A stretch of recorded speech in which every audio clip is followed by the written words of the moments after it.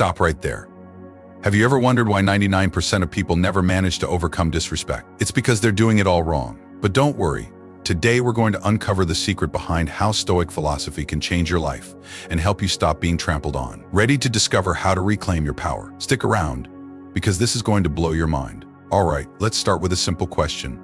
How many times have you let someone disrespect you just because you didn't know how to react? Think about it for a second.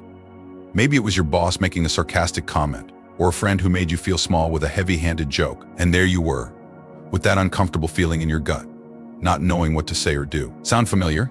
The worst part is, most of the time, we just let those moments slide. We tell ourselves it's not worth it, or I don't want to cause a scene, but every time we do that, we chip away at our self-respect. We walk away feeling smaller, less sure of ourselves, and more likely to let it happen again. But guess what?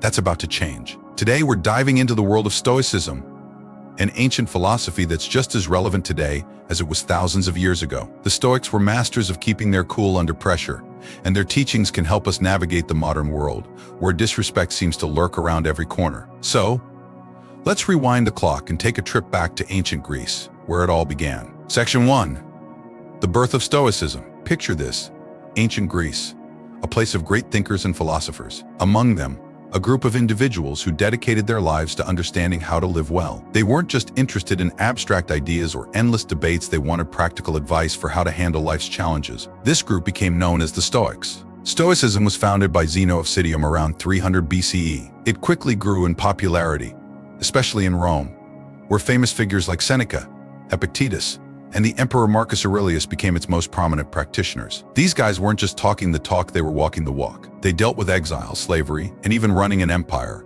all while staying true to their Stoic principles. The core idea of Stoicism is deceptively simple.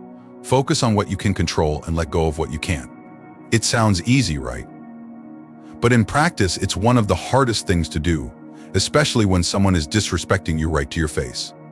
Now, you might be wondering, how does this ancient philosophy apply to me today? Well, let's break it down. Section 2. Understanding serenity in the face of disrespect. One of the first things the Stoics teach us is the importance of serenity. When someone disrespects us, our natural reaction is to get angry, defensive, or hurt. We feel that burning sensation in our chest, that tight knot in our stomach, and before we know it, we've lost our cool. But what if I told you that you could keep your calm, no matter what anyone says or does? Serenity, according to the Stoics, is the foundation of a good life. It's the ability to remain unshaken in the face of life's storms. When someone disrespects you, they're trying to shake you, to make you lose your center. But if you can hold on to your serenity, you've already won. But how do we do that? How do we maintain our serenity when everything inside us is screaming to lash out? Section 3. The power of acknowledging what's within your control. Here's where the Stoic principle of control comes into play. The Stoics believed that we only have control over two things: our thoughts and our actions. Everything else, other people's opinions, actions, and even life's random events, are outside our control. So why waste energy on things we can't control? Let's apply this to a real-life scenario. Imagine you're in a meeting, and a colleague makes a snide comment about your work. Your first instinct might be to snap back, to defend yourself. But what if you took a step back and asked yourself, is this within my control? You can't control what your colleague said, but you can control how you respond. You can choose to react with anger, or you can choose to stay calm, recognizing that their comment says more about them than it does about you.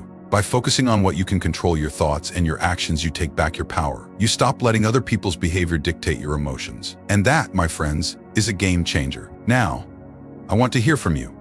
Have you ever been in a situation where someone disrespected you and you managed to keep your cool? How did it feel? Or maybe there was a time when you lost your cool. What did you learn from that experience? Drop your thoughts in the comments below, and let's get a conversation started. Section 4.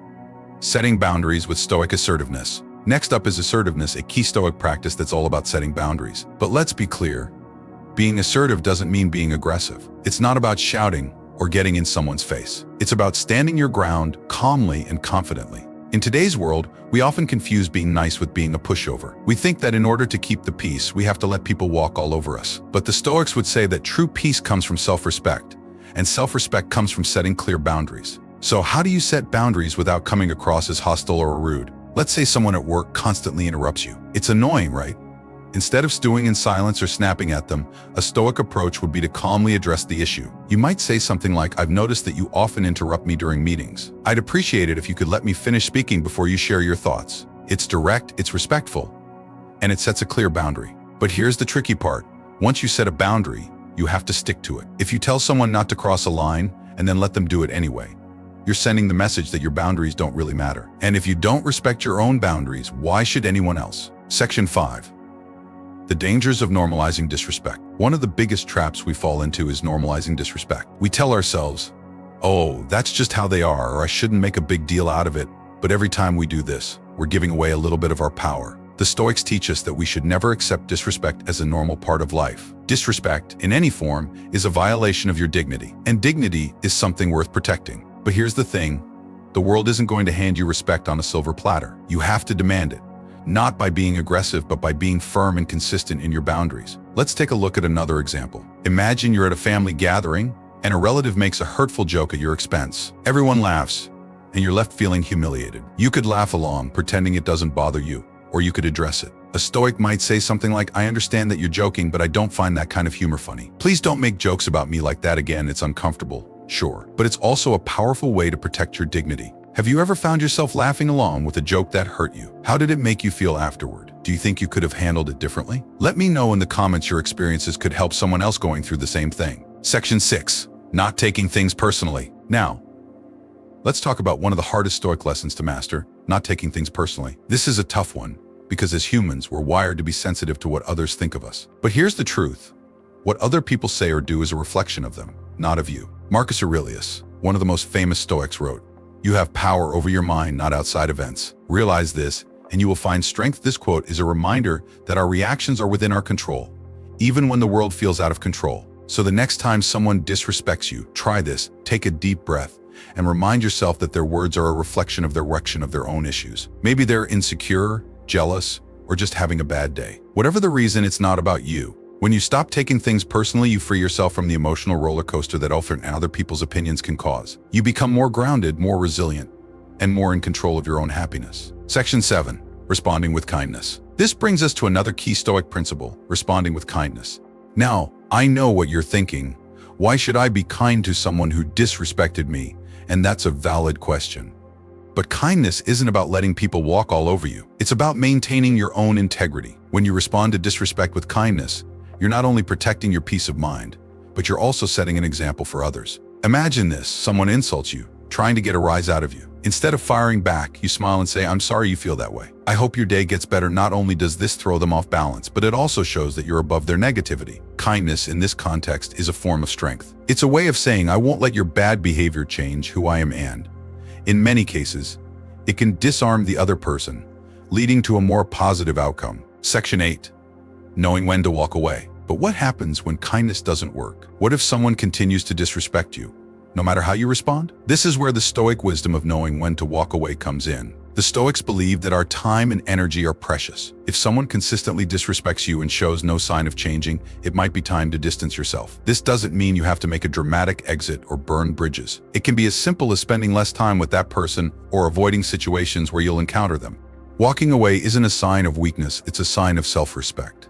It's recognizing that you deserve to be around people who uplift you, not drag you down. And remember, walking away doesn't mean you hate the other person. It just means you love yourself enough to prioritize your well-being. Have you ever had to walk away from a relationship because of disrespect? How did it feel? And what did you learn from the experience? Share your story in the comments below. Your courage might just inspire someone else to make a positive change in their life. Section 9. Embracing Stoicism in everyday life. So, we've covered a lot of ground today. We've talked about the importance of serenity, controlling what you can, setting boundaries, not taking things personally, responding with kindness, and knowing when to walk away. But how do you actually apply all this Stoic wisdom to your everyday life? The key is practice. Stoicism isn't something you master overnight. It's a daily practice, a mindset that you cultivate over time. Start by being more mindful of your reactions. When someone disrespects you, pause before you respond. Ask yourself, is this within my control, and how can I handle this in a way that aligns with my values? You might not get it right every time, and that's okay. The important thing is that you're trying. And with each experience, you'll get better at maintaining your serenity, setting boundaries, and staying true to yourself. So, what did we learn today? First, that respect starts with you. If you don't set boundaries, no one else will do it for you. Second, that you shouldn't take things personally, because that only robs you of your peace. And third, that serenity is your greatest weapon in tough situations. Stoicism offers us a blueprint for navigating the challenges of life with grace and strength. By practicing these principles, you can reclaim your power and live a life that's true to who you are. Before you go, tell me, what will you do differently the next time someone disrespects you? Drop it in the comments, and don't forget to like the video if you enjoyed this content. Remember to subscribe to the channel and hit the bell so you don't miss more Stoic teachings for everyday life. See you in the next video.